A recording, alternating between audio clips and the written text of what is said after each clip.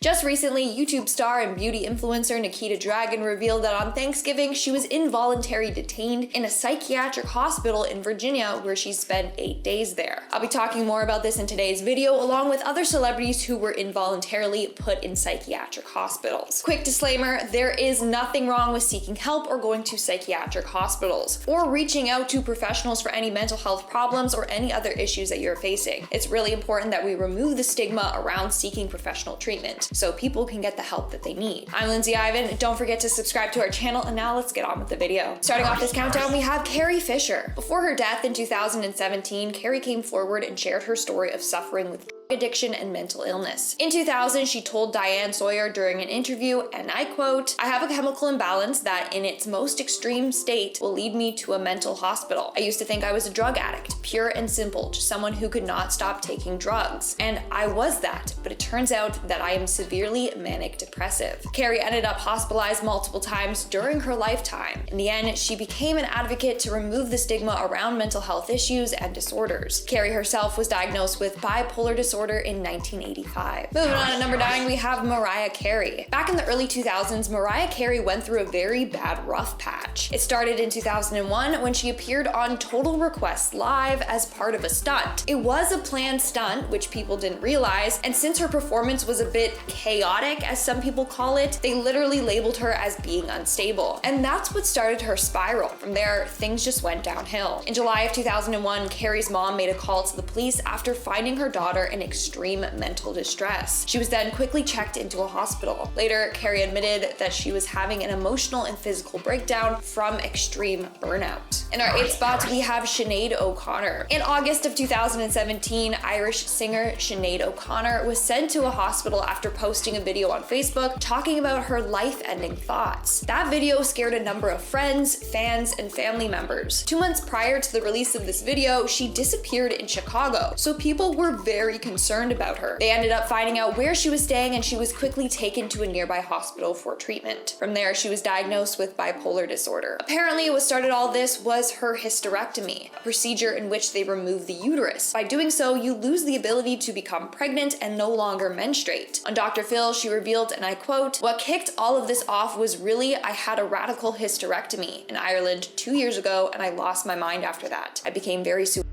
I was a basket case. After the hysterectomy, I was mental." Moving on to number 7, we have Misha Barton. In 2009, actress Misha Barton was involuntarily checked into Cedars-Sinai Medical Center psychiatric ward after she threatened to take her own life. This occurred back in 2013 when she said she had a breakdown. She said, and I quote, "It was a full-on breakdown, straight out of Girl Interrupted. I was deeply hurt at first, and then I accepted this was time. I needed to be put away from my family and all the pressure." But then in January of 2017, she was sent back to the hospital for a mental health evaluation. This happened after she was found screaming in her backyard wearing only a shirt and tie. She was released from the hospital a day later. Apparently, she was just on after celebrating her birthday with her friends. In our 6th spot, we have Yoko Ono. In 2015, Yoko Ono revealed to The Guardian that after her first marriage dissolved, her parents had her committed in the early 1960s. She was going through a period of clinical depression from the failed marriage and tried to take her own life. Her family said, and I quote, "She was feeling far too overwhelmed at the time and wasn't sure how to cope with her feelings." She admitted that the hospital helped her with just that. While at the clinic, she was visited by jazz musician Anthony Cox, who actually helped her get released, and the two ended up getting married until she met John Lennon in 1966 and got together with him in 1968. We are now at our 5th and halfway mark with Kanye West. In 2016, Kanye West had a number of public meltdowns and was going on a number of weird Twitter rants that made people concerned for his well-being. In November of that year, he was hospitalized for a psychiatric evaluation at the UCLA Medical Center. It was later revealed that his meltdowns were a result of overdoing it with his prescription medication. After that was fixed, he was doing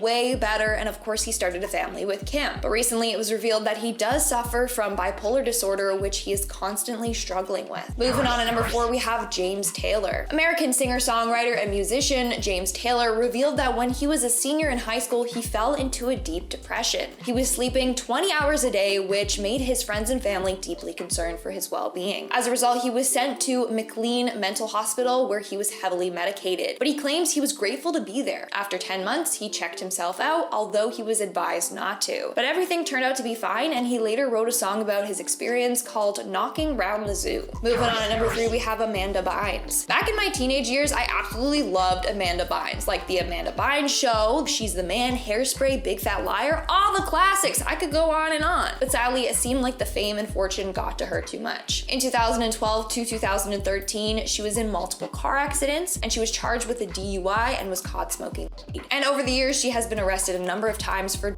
possession. In October of 2014, she was involuntarily committed to a mental facility in Southern California after claiming that a microchip in her brain led to her falsely accusing her dad of taking advantage of her. She was released on October 31st, but still was battling with mental health issues. She is currently under conservatorship, which means that her mother is her legal guardian. I wish her all the best though, like she was genuinely someone that I looked up to while I was growing up. In our second spot, we have Britney Spears, who is finally free from her dad's conservatorship, which was restricting her in many ways and negatively impacting her mental and physical well-being. It all started around 2007. Britney made headlines after suffering a very public breakdown. During this time, she suffered from bad anxiety and was going through a divorce with her husband, who was going to get custody of her 2 children. And she was always the center of attention from the paparazzi. This, combined with all the pressures of being who others wanted her to be, caused her to snap. She shaved her head and acted more erratically. She was seen smashing the window of a paparazzi's car with an umbrella and had multiple public breakdowns. All of this, combined with alleged substance abuse, had her involuntarily committed into a psychiatric hospital twice. After the second time, her father fought to get temporary conservatorship over her, and this was only supposed to be for a year until Britney was stable again, but it eventually dragged on for 13 years. And in our number 1 spot today, we have Nikita Dragun. On a number of posts Nikita made on Instagram on December 13th, she announced that she was involuntarily admitted to a psychiatric hospital after being picked up by police on Thanksgiving. According to Nikita, she was kicked out on Thanksgiving Day and found herself walking the streets before being picked up by police and then hospitalized. She went on to reveal that she was